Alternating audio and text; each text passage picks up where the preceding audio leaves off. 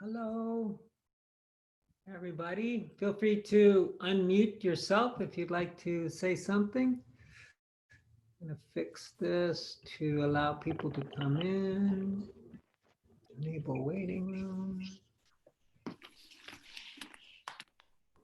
So hello. As our group shrinks in number, I sure hope that people are still meditating. I hope it's not a sign that people are not meditating, but just enjoying the outdoors or something.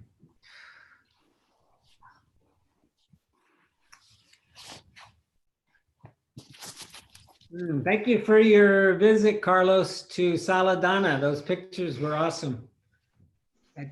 Yeah, so everything is covered in plastic in order to avoid getting dust on this furniture and cushions and things like that. Did he make a plastic wall? Yeah. Okay, good. Yeah, there's a plastic separation from the entry area to the main hall, but also on the main hall where they moved the shoe rack and everything that was outside is moved now inside, but everything is also covered in plastic. Oh, good. Okay, that's good. Yeah. Thank you, Carlos. Good about it. Yeah, I figure because he has to order the windows and stuff, it's probably going to be, I would think, about 3 weeks. Okay. And the new Persianas, the new Cierres, we have to order them as well.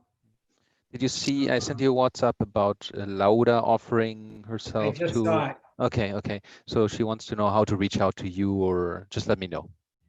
Yeah. My Gmail address is Okay. fine. You have that, right? Yeah, but I can respond. Well, the video or the audio was from her? Yeah. And you, okay. So it's Jim Forbes at Gmail, right? Yeah, but 2 M's, Jim. Yep. M. Okay. Forbes. Okay. Yeah, I have that. So I'll send that to her. Okay. Thank you. Well, welcome everybody. I imagine, well, I'll ask, are things feeling more normal there, like in Madrid? Does it feel kind of like life is normal or still kind of strange? Normal with masks. Normal with masks. Oh, we ate outside a restaurant yesterday, and it was the first time we had our temperature taken by the waiter before he seated us at an outdoor table. So new rules are being implemented by different businesses as they see fit. That was kind of interesting. Do you have that where they point like a gun thing at you and take your temperature? I haven't seen that in restaurants, but I went to the office for the first time in over 4 months, I think, in 4 months exactly. Yeah, and they had some devices set up at the entry to the building that automatically scan your temperature, and it would raise an alarm if you're over 37.5 degrees centigrade. Wow. Okay, very high tech. Okay. Well, I'm going to read just a couple words from Zen Mind, Beginner's Mind, from Suzuki Roshi. Probably many of you have heard of him. I'm going to change this to the gallery view too. But just in case you haven't, he was very instrumental in bringing Zen Buddhism to the United States, to California, and to San Francisco. And almost all the people I would consider to be my teachers, who are my age or older, knew him, but he passed back in 1971. But his legacy is still here. There's a Zen center, Buddhist center in San Francisco that's phenomenal. So first place I ever took meditation lessons. And then there's also a monastery in near Big Sur in the coastal range of California in the forest, Tasahara it's called, and another one in Marin. But besides the physical infrastructure that he initiated, he was apparently just an amazing teacher. And almost in any Dharma talk that you'll hear here in California, or especially San Francisco, the teacher almost always will bring in one or two quotes from Suzuki Roshi, including just have a beginner's mind, right? Like and by the way, I just got this Spanish version. We bought it at the Zen Center. The bookstore is open, and it reads so beautifully. I highly recommend it. But here's just a brief quote from him about beginner's mind. He says, "In the beginner's mind, there are many possibilities, but in the experts, there are few." And for me, especially as somebody who thought that knowledge was important, was powerful, and so forth, all my knowledge that this good stuff couldn't get in because I had all these beliefs. So better to just set them aside. Anyways, I'm going to read just a little bit about posture, and then we'll meditate, okay? So he talks a little bit about being up straight, back is straight. Also talks a little bit about a mudra. And then he says, you should not be tilted sideways, backwards, or forwards. You should be sitting straight up as if you are supporting the sky with your head. This is not just form or breathing. It expresses the key point of Buddhism. It is a perfect expression of your Buddha nature. If you want true understanding of Buddhism, you should practice this way. These forms are not a means of obtaining the right state of mind. To take this posture itself is the purpose of our practice. When you have this posture, you have the right state of mind, so there is no need to try to attain some special state. When you try to attain something, your mind starts to wander about somewhere else. When you do not try to attain anything, you have your own body and mind right here. A Zen master would say, kill the Buddha. Kill the Buddha if the Buddha exists somewhere else. Kill the Buddha because you should resume your own Buddha nature. Right here. It's very Zen, right? It's beautiful. I think it's beautiful. And Monica thinks it's beautiful. The point being, this is enough, right? Okay, so we will meditate for 30 minutes and nothing special today. I will, towards the latter 10 minutes, give you the opportunity, the invitation, if you'd like, to open your awareness. So we'll start with the more calming samatha, sambandha practice, and then expand in the latter 10 minutes, which is an invitation. If you don't want to do it, you don't have to do it.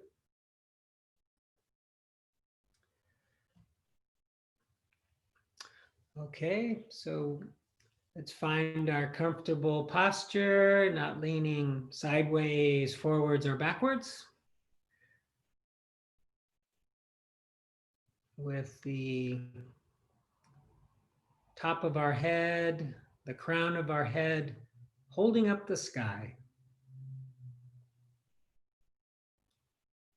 And bringing our awareness into the body. Let's again, as we have been doing, start with the belly. Feeling the movement of the belly.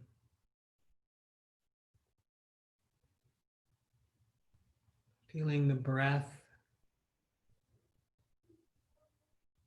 coming in and out of the body.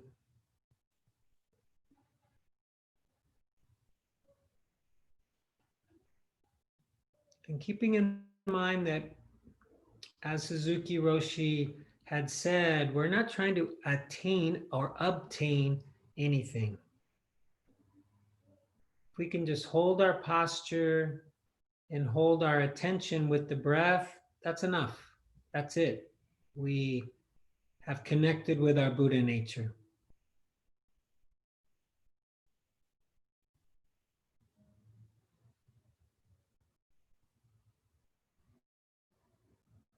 And when thoughts arise, which of course they will, we notice them. We try not to judge them or criticize them or ourselves. And we let go and come back to the breath or come back to the body.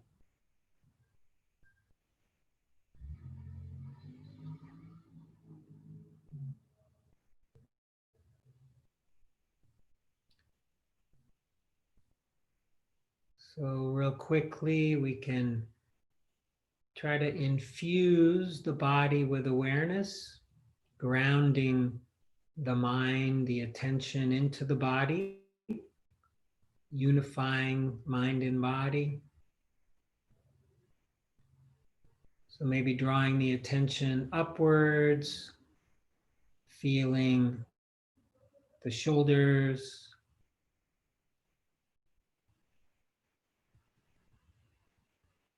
feeling the weight that might be pulling at the shoulders from gravity, from our arms, moving into our arms, feeling our arms. Maybe there's a little tingling in the arms.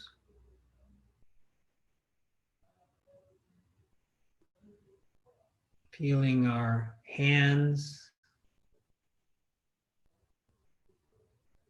noticing where our hands are touching our body, or if in a mudra, touching each other, touching themselves.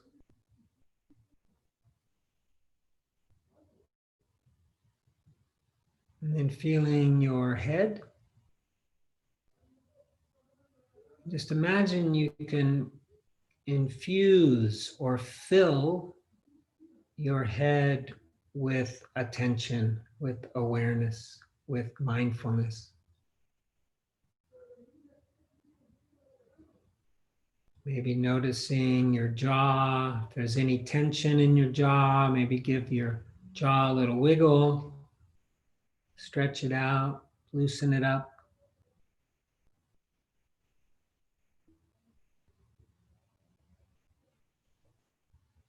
Your face, noticing your face. Maybe there's some temperature differences in the area of the face.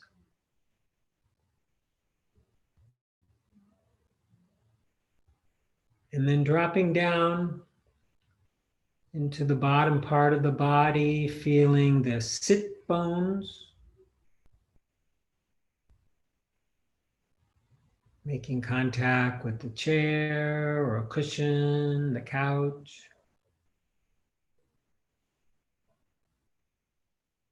And then the legs, feeling the legs,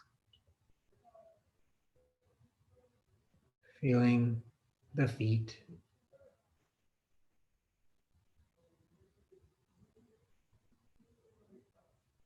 Just noticing that there is a body here. There's form, and we can be aware of it.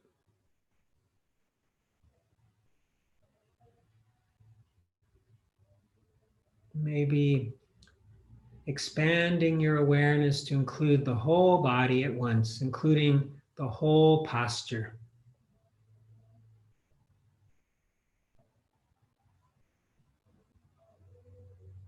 And this process of awareness, this process of knowing, is our true nature, as they call it in Zen and other forms of Buddhism, our Buddha nature, awareness. And at any time, your body can serve as an anchor to bring back the awareness when it gets distracted, the mind gets distracted or wanders.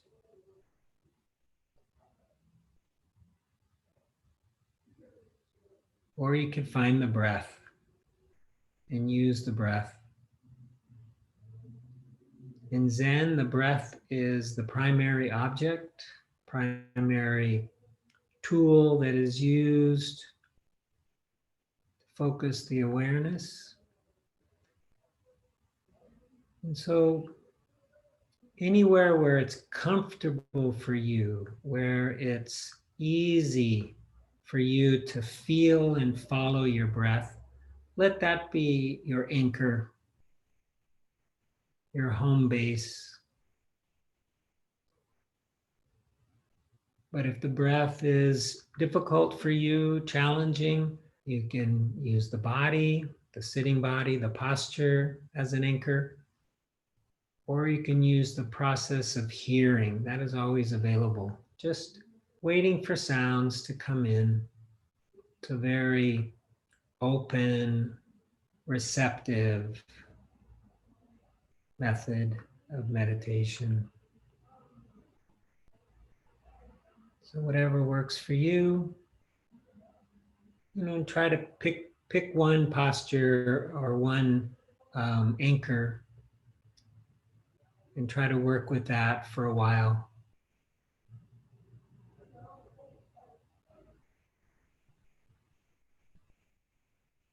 Calming the mind, centering the mind, stabilizing the mind.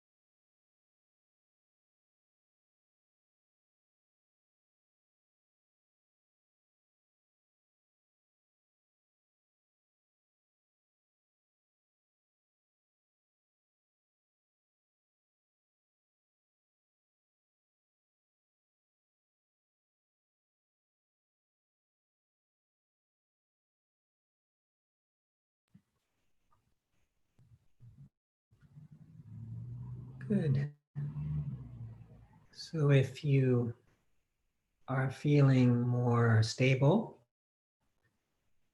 and would like to try a more open awareness, a Vipassana practice if you'd like, or you could also try a anchorless awareness like we tried last week.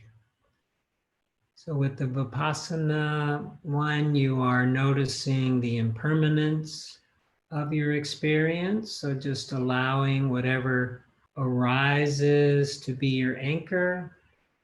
And then when something more obvious arises, letting that be your anchor.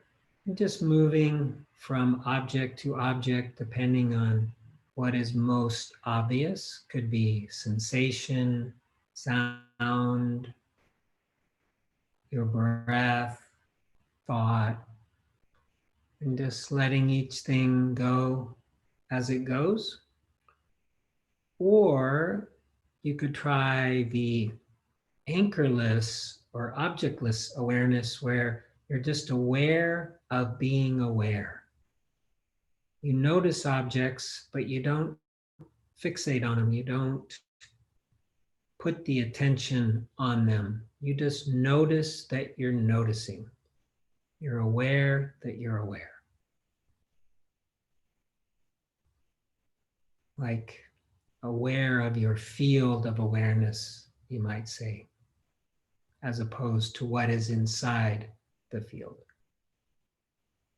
And just imitations. You can stay with the samatha practice if you prefer.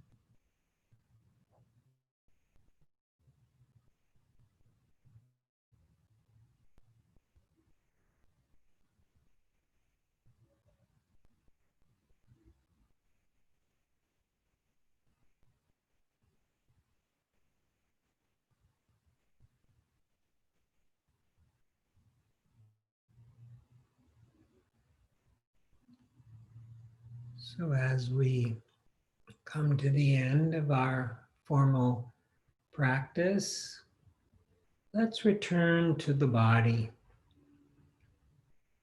So no matter where the attention has been, let's re-infuse or refill, reconnect with the body. Maybe again, starting with the belly or wherever is most obvious to you. Maybe there's some pain by now, maybe in the legs, some discomfort, or something's asleep.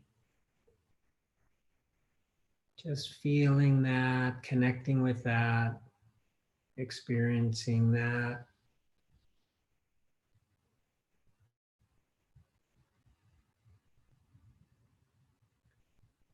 And then imagining filling the body with awareness, feeling the whole posture, the whole form.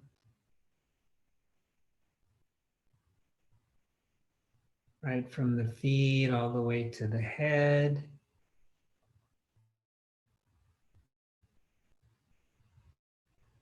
And then extending the awareness out just beyond the skin into our energy field.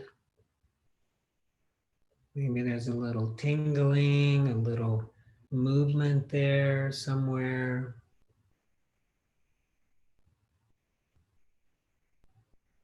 Just imagining we're holding ourselves, we're hugging ourselves with this kind, loving awareness, as Ram Dass would call it. This awareness that just knows, that does not judge, does not criticize. And then reminding ourselves that this practice of kind listening, as the Zen practitioners would also call it, kind listening, is a practice not only for our own benefit and well-being, but for the benefit and well-being of all beings. And that everybody here on this call is practicing for that same reason.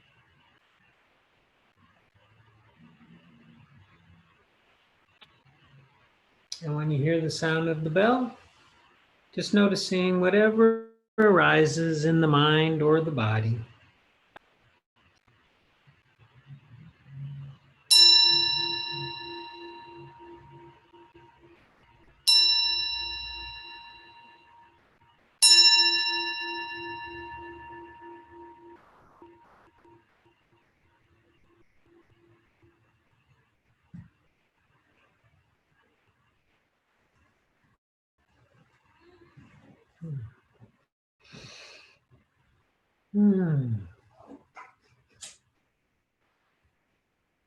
Well, thank you all very much for practicing with us today. It's always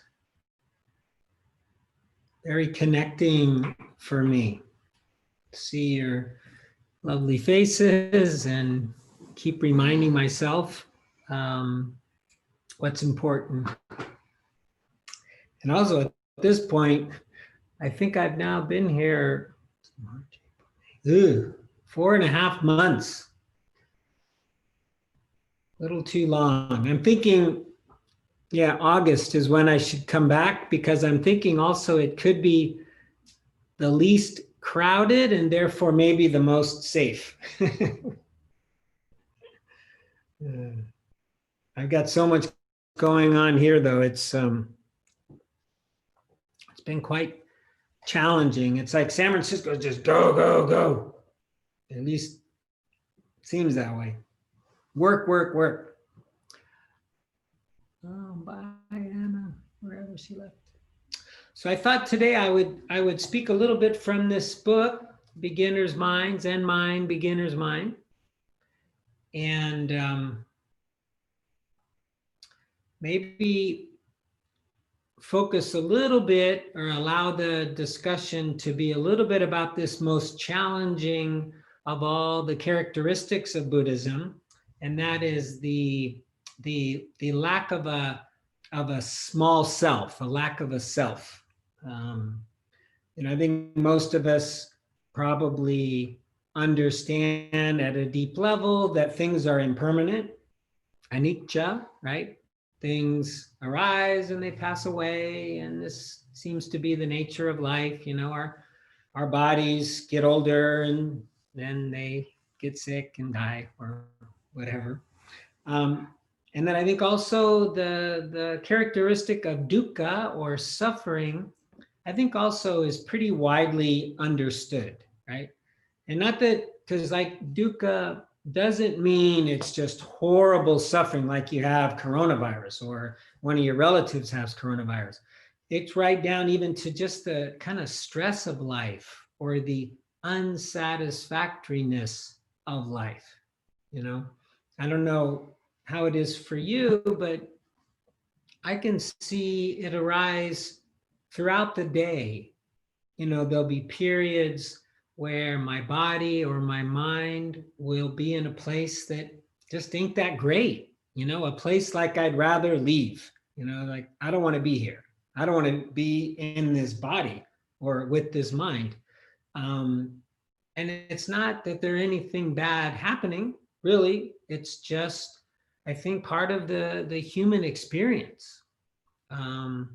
This is one reason why I think back in the time of the Buddha and before and since, really, in India, the big promise, like in Western religion, the big promise is that we're going to go to heaven, right? And heaven is just going to be this wonderful place, and we're going to live eternally happy. Well, in Hinduism and to a great extent Buddhism, the promise was that at some point rebirth will stop. You'll stop being born. I mean, what does that say about life in their opinion of life? It's kind of like life sucked, right? And so the promise was you'll stop coming back. Oh, yay, I'm never going to be born again. That's a great thing. And I think in addition to, I'm sure, all the challenges that existed back then, where probably the average lifespan was only something in the 30s, maybe. And there were a lot of challenges just to get by from day to day, things that we have much less, a little bit more with COVID, but still, I mean, most of us live a lot longer than that. But nevertheless, or in addition, además, right? There's just this kind of general sense of dis-ease, right? Dis-ease. I don't know how you'd say that in Espanol, just in case it's not understood, but like no facilidad, right? No tranquilidad. Just there's always kind of this stress that sort of exists. Or not always, but often. So that's dukkha, and I think that we kind of understand that. And then there's the third characteristic, and that is that there is no self that is enduring, that is going to be reborn or not, or that is going to go to heaven or not. That this sense of a soul or this sense of a spirit that passes on is not shared by the Buddhist philosophy. And in fact, what is believed is that this is just a process. It's just like a string of experience, a string of awareness. And we're, for a brief period of time, we are conscious of this flow of life, right? And so I'll read a little bit from Suzuki Roshi about, and and this is a difficult concept to get our arms around, to get our head around, because the ego, which it's the ego that is the primary source of the sense of self, right? The ego wants to survive. The ego wants to be in charge. This characteristic or this aspect that we human beings have called an ego, which is probably fundamental for our survival, is just a construct. It's just a fabrication, right? It's just something that has arisen maybe when we're 1 or 2 years old, and it can also pass. We can also let it go. I think Eckhart Tolle, you probably have all heard of Eckhart Tolle. He's a wonderful teacher when it comes to talking about the ego. I think he puts it in very understandable terms. So here I'll read a little bit from Suzuki Roshi about this. Let's see, it's under breathing. Okay. When we practice Zazen, so Zazen is meditation. When we practice Zazen, our mind always follows our breathing. When we inhale, the air comes into the inner world. When we exhale, the air goes out to the outer world. The inner world is limitless, and the outer world is also limitless. Ooh. They still think it's celebration out there, fireworks.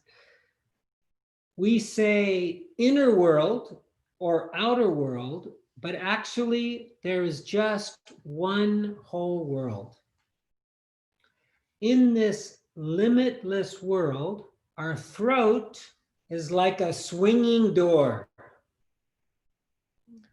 The air comes in and goes out like someone passing through a swinging door. If you think I breathe, the I is extra. There is no you to say I. What we call I is just a swinging door which moves when we inhale and when we exhale. Right? So just imagine, it's so simple, and yet can be perplexing, right? But what I think he's trying to say is simply that process of breathing in and out is who we are. Like that is our true nature. What we call I, is just a swinging door. I read this already, which moves when we inhale, when we exhale. It just moves. That is all. It just moves. That is all. When your mind is pure and calm enough to follow this movement, there is nothing. No I, no world, no mind, nor body. Just a swinging door. All right, I'll read a little bit more. But sometimes my brain can complicate anything, right? And sometimes it's receptive to something simple. And right now, this is really, I don't know why, maybe because of the shelter in place or whatever, but my mind is really appreciating something just so simple as that. Just a swinging door, just something that goes like this, opens and closes. Nada más. So when we practice Zazen, when we practice meditation, all that exists is the movement of the breathing. But we are aware of this movement. You should not be absent-minded. This is very Zen, right?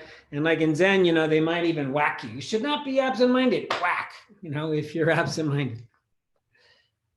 But to be aware of the movement does not mean to be aware of your small self, which the ego. Not to be aware of your small self, but rather of your universal nature or Buddha nature. When you hear that term Buddha nature, they're basically, what they're talking about is universal nature, that nature that we share with all existence, the universe. This kind of awareness is very important because we are usually so one-sided. Our usual understanding of life is dualistic, right? You and I, this and that, good and bad, right? The mind does this just naturally. It just compares and then it contrasts. You know, that person did this, I didn't do that. That person's good, I'm not. That person's black, I'm white, whatever. It just, the mind just does that, right? The ego, the egoic mind. But actually, these discriminations, that's interesting, he uses that word, discriminations, are themselves the awareness of the universal existence. You means to be aware of the universe in the form of you, and I means to be aware of it in the form of I. You and I are just swinging doors. We're just swinging doors. Just to make sure that that's clear, I had to look it up. I didn't know, because I was reading it in Spanish first. I'm like, what the hell's that word? Puerta batiente. Batiente.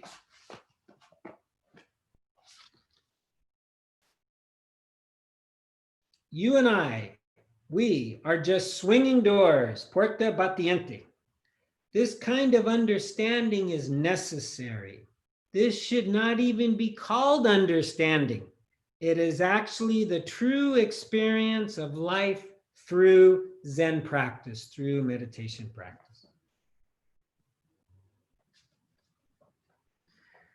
So maybe I'll stop. I can read more, but maybe just for a moment, I'll stop to see if there's anybody who'd like to comment on that or have a question. Or I noticed Luis left. He almost always has a question about these things. Too bad. But does anybody want to say something to the room about this? Or if not, I could read a little bit more. No? Okay.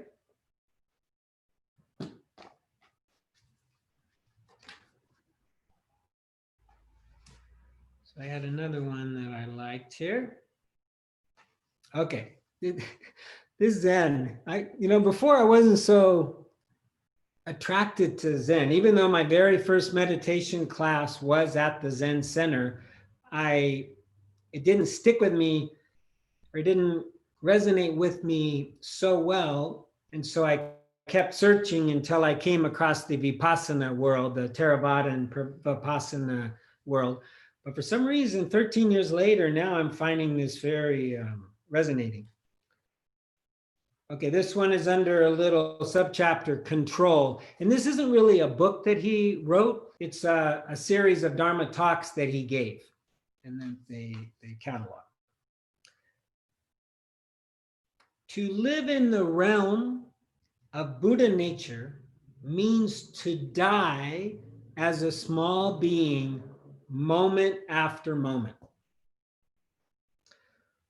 And I like this, what I'm going to describe. I really like how he distinguishes between the ultimate truth and the manifest or material truth. When we lose our balance, we die. But at the same time, we also develop ourselves. We grow, we mature. Whatever we see is changing, losing its balance. Like when we look out into the world, the world around us, it's constantly changing. It's losing its balance, right? There's no equilibrium. The reason everything looks beautiful is because it is out of balance, but its background is always in perfect harmony.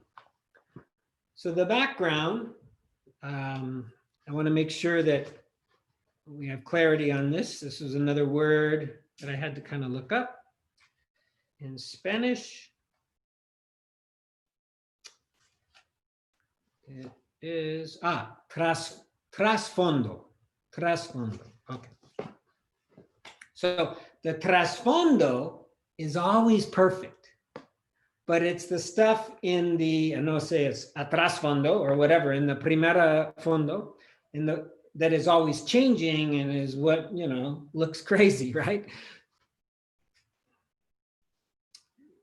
This is how everything exists in the realm of Buddha nature, losing its balance against a background of perfect balance.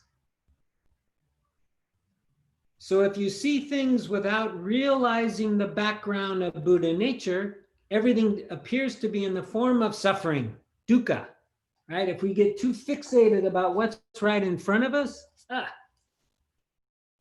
But if you understand the background of existence, trasfondo, you realize that suffering itself is how we live and how we extend our life.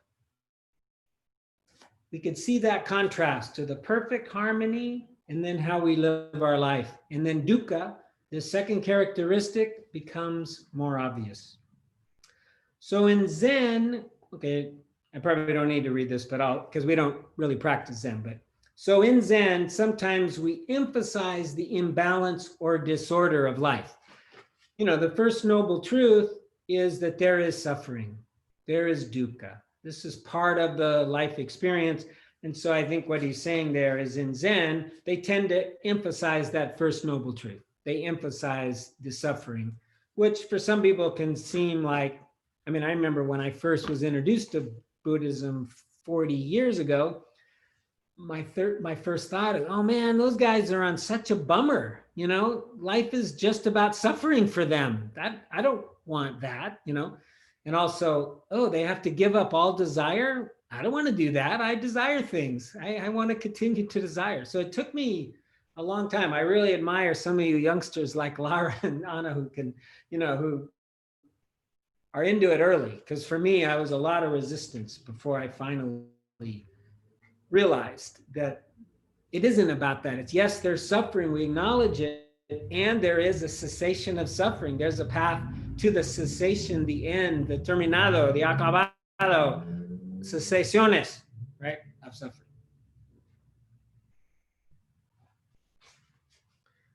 See what time, I got a couple minutes more. I think I have one more that's worthy. Let's see, where can I find it?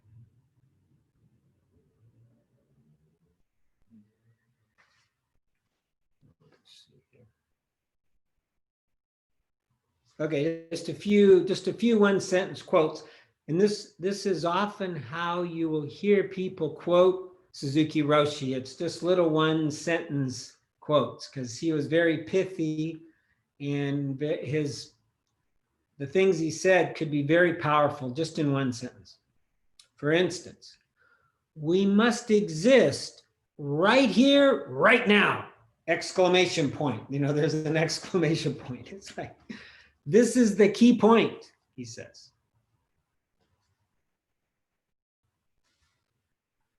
He talks about the Buddha. He said the Buddha studied many religions, but he was not satisfied with their practices.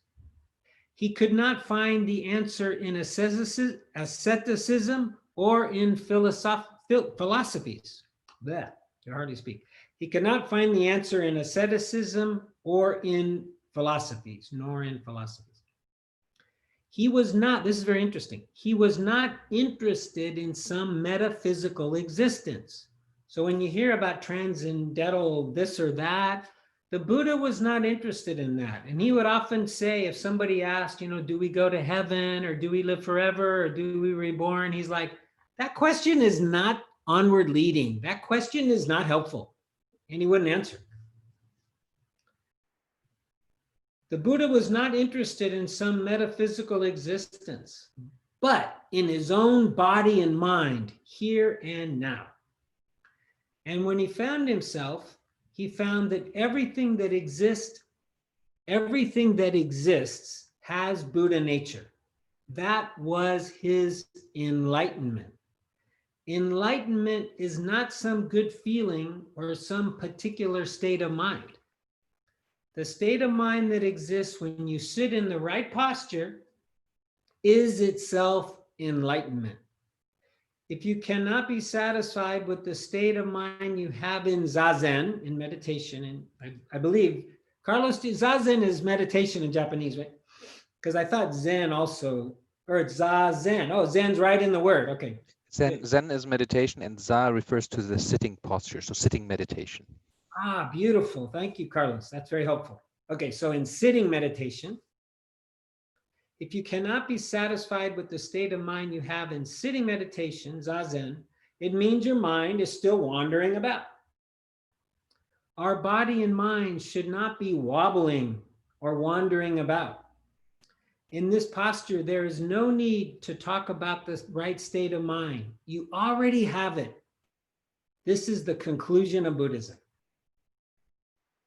I just love that. It's so simple. We just sit and we notice the opening and closing door, right? The revolving door. We're there. And yeah, our mind wanders, and then we bring it back and we're there again, right? And it wanders and we bring it back.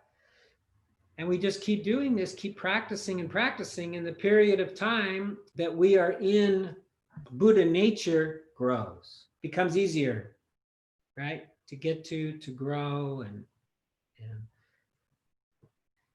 yeah, it's a beautiful promise. I like it very much.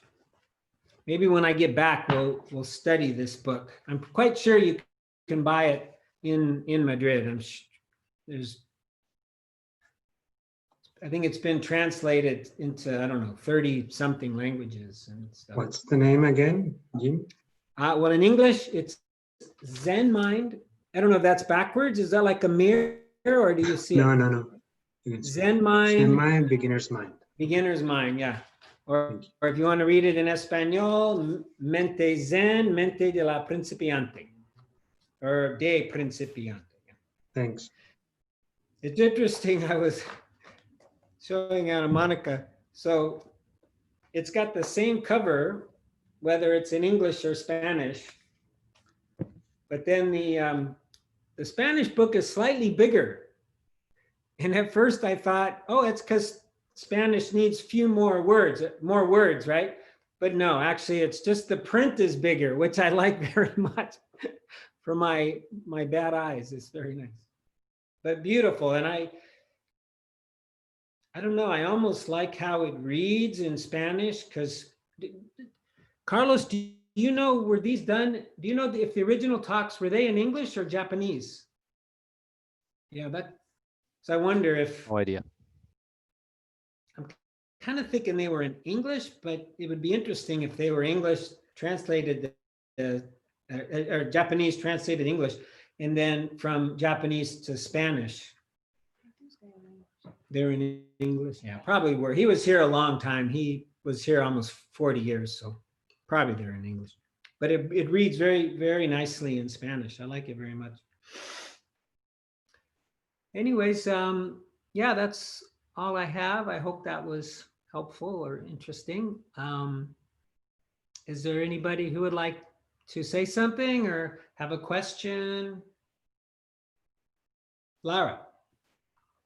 Yeah, I would, okay, my question is, which book you would recommend for somebody like me who is like, I just know Buddhism from the Saladana, but like a good summary or something? Is there, so I don't know which one you would recommend. Yeah, so that's a very good question. And there are several. I would recommend this book highly. Okay. Highly. I mean, this is like if you took Buddhism 101 or whatever in college, you'd probably read this. But if you are attracted to or called to the Vipassana style of meditation, which is what we often do, then I would recommend Joseph Goldstein's either mindfulness book, or he did a shorter one earlier on that the name of it is not coming to me. It might be Vipassana. Ana Monica will look up this other book, but it's about maybe 150 pages, as is this one. or maybe 200 by Joseph Goldstein, and it's also an excellent book, but leans a little bit more towards the Theravada style and the Vipassana style of meditation than does this one. This book is Zen, of course, which is Mahayana. It's a whole nother school, but I believe this one has more practicality maybe in the regular everyday life. There's just lots of little recommendations and little snippets that you can use. Or hold on, but the Joseph Goldstein one, if I could find it here. I think he wrote it with Jack Kornfield. Oh boy. He's written so many. Oh, here it is. Here it is. Oh, okay. I'm sorry.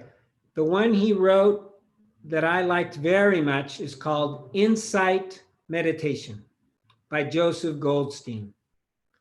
And it's similar to the mindfulness book, but the mindfulness book is like that, and the Insight Meditation book is like that. So if you're like me and you read kind of slowly, or you want to finish the book, I'd go with the smaller one. Oh, bye, David. Where is David? Oh, there you are. Thank you for your support, David. I appreciate it very much, to Saladana and the recipients also. Thank you. Thanks to you. Bye. Bye. Lara, I would ask you, what kind of calls you the most? What interests you the most? I don't know, like kind of a brief summary, not really brief summary, but just I don't know. Just, do you like practice? Do you like the meditation practice, or are you interested in Buddhism and the Noble Eightfold Path and the teaching? I think I practice not, because I have the John Kabat-Zinn book. Okay. And I think more Buddhism, like the philosophy things. Oh, you like that? Okay. Well, I tell you, the mindfulness book that Joseph Goldstein wrote, that we've referred to many times at Saladana, that one has it all. It's all in there.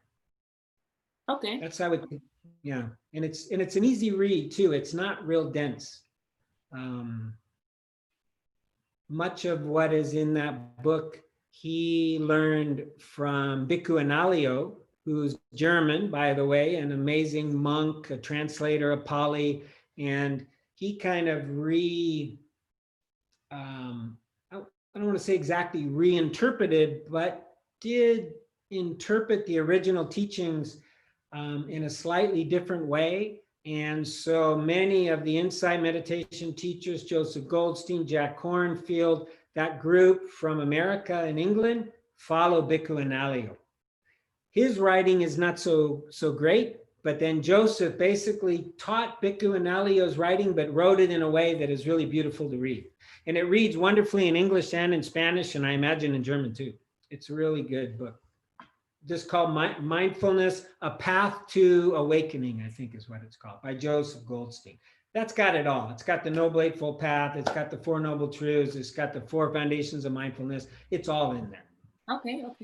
Thank you. Yeah, you're welcome. Okay, well, so we're down to just a few of you guys. But maybe what we'll do, why don't we do a metta, and then we'll just leave it open and we can have our own little small group if you're interested. But first we'll do a little metta practice.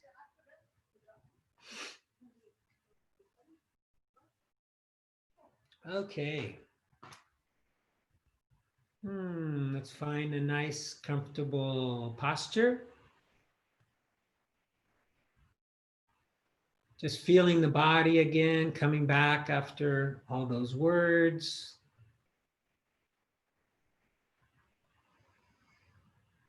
Maybe connecting to the area of the heart center.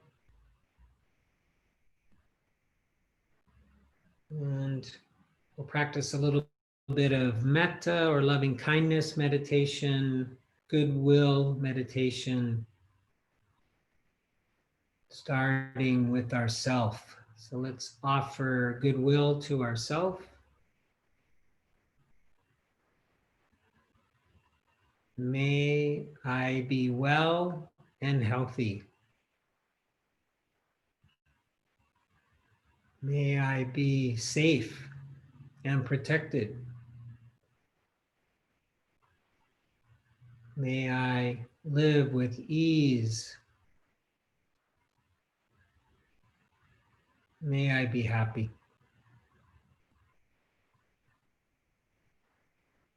And if that was a little challenging, maybe the next one will be easier, where we offer, let's again continue to offer to the essential workers, the people who are at risk of getting coronavirus, doctors and nurses and technicians and essential workers. So imagine sending goodwill to them. May you be well and healthy.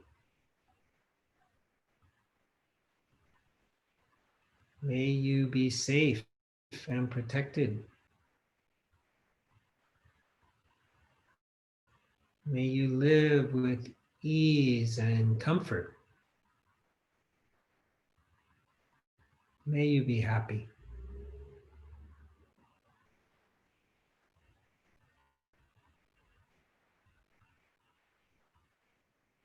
And now let's try a little more difficult of a person, somebody in our life, or maybe we have a little resentment, or there's a little hurt. Maybe we're having a little argument or fight with somebody, a family member, a friend.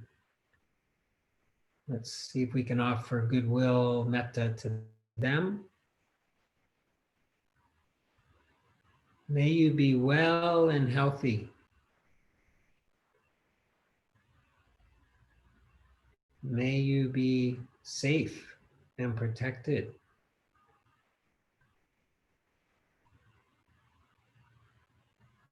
May you live with ease and comfort.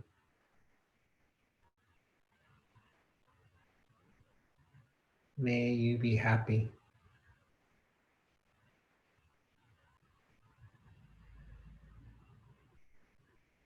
And finally, all beings in all directions of all types, no matter how many legs they may have or no legs at all, eyes, parents, whatever.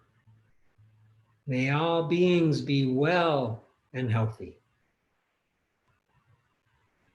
May all beings be safe and protected. May all beings live with ease and comfort. May all beings be happy. And finally, we dedicate the merit of our practice today and the teachings, the Buddha nature that we all have in our Sangha, our community, dedicating these to the benefit of all beings. May all beings be happy and peaceful, healthy and strong, safe and protected. May all beings be free from suffering and the causes of suffering, free from war, violence, discrimination of any type, racism. And may all beings someday be free of coronavirus, free of all forms of sickness, mental, physical, emotional. And may all beings find their path, find their Buddha nature, find their big self, big mind as opposed to small mind. May all beings be free.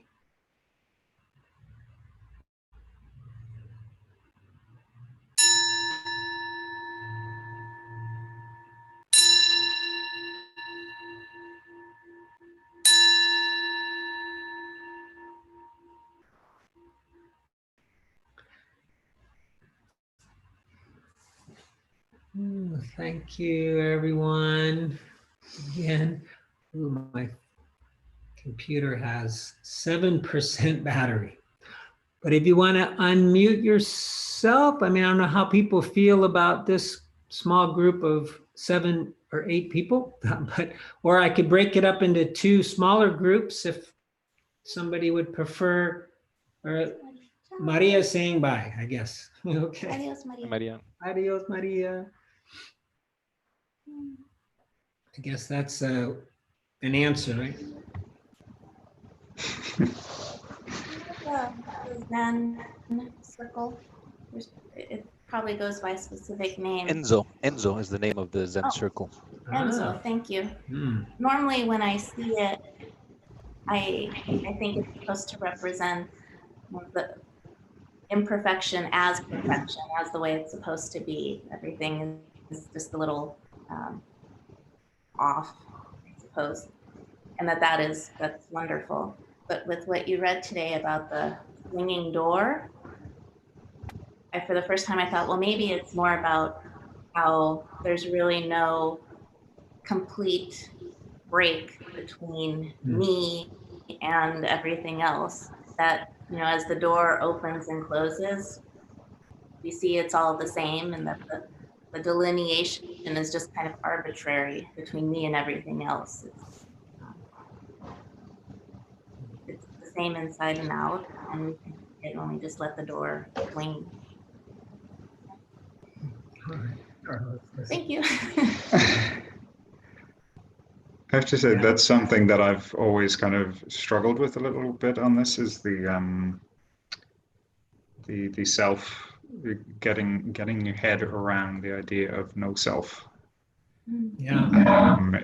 And I think it's the times when you don't think about it, but you just kind of sense it, that it's this is every now and again there might be a moment of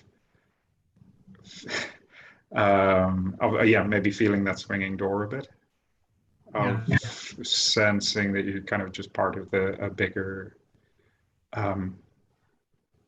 experience, Yes. consciousness, that this is my little area of it and that's your little area of it, and sometimes they intersect.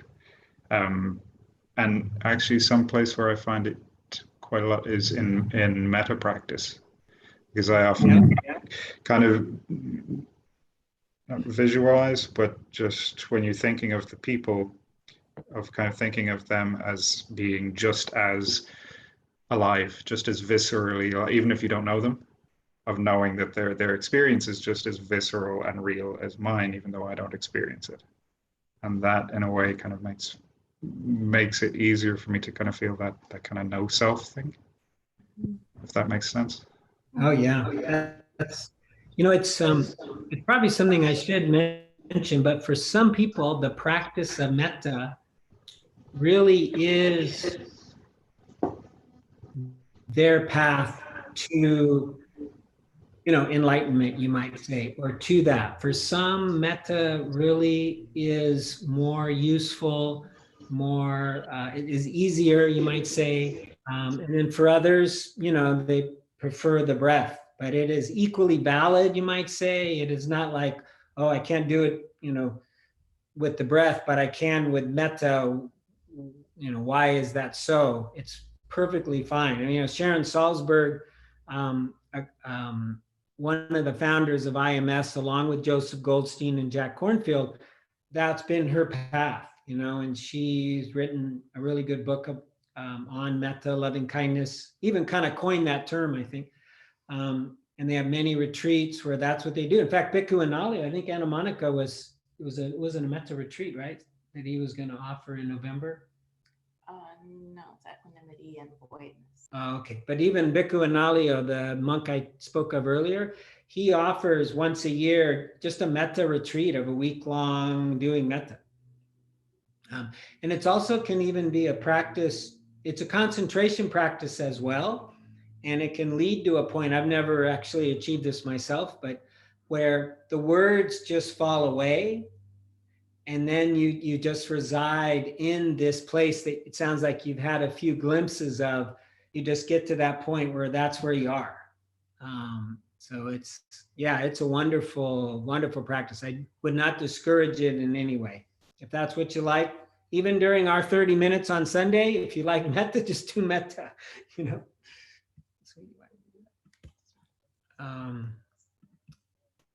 Yeah, thank you. And, you know, kind of going to what Anna Monica had said, you know, about that Enzo, I think that also can be described with the background in harmony, and in the foreground, it appears, you know, in chaos.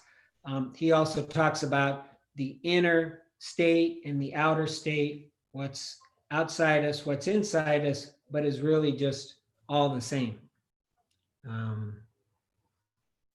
So yeah, that, and you know, that's until we're fully enlightened, that's kind of the best we get, is we get little glimpses.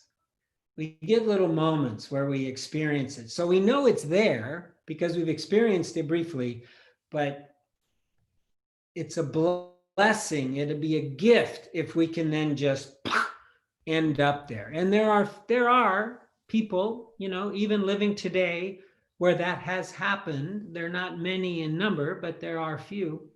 And as I think one of Anna Monica's teachers said, full enlightenment is an accident. It always just happens by grace, you know, it's an accident. But the more we practice, the more we become accident prone. So we want to keep practicing, right? And then my yoga teacher says, every day do your practice, because today could be the day. Today could be the day that grace happens. So do your practice. Yeah. Yeah. Nice. Okay. Well, so good to see you guys. Carlos, just to tell you, I might ask the WhatsApp group to help me, or maybe one of you guys know, but you know, to renew my visa, totally another subject, right? I have to pay a small fee, a tasa. And maybe I don't need to tell YouTube about this. I'll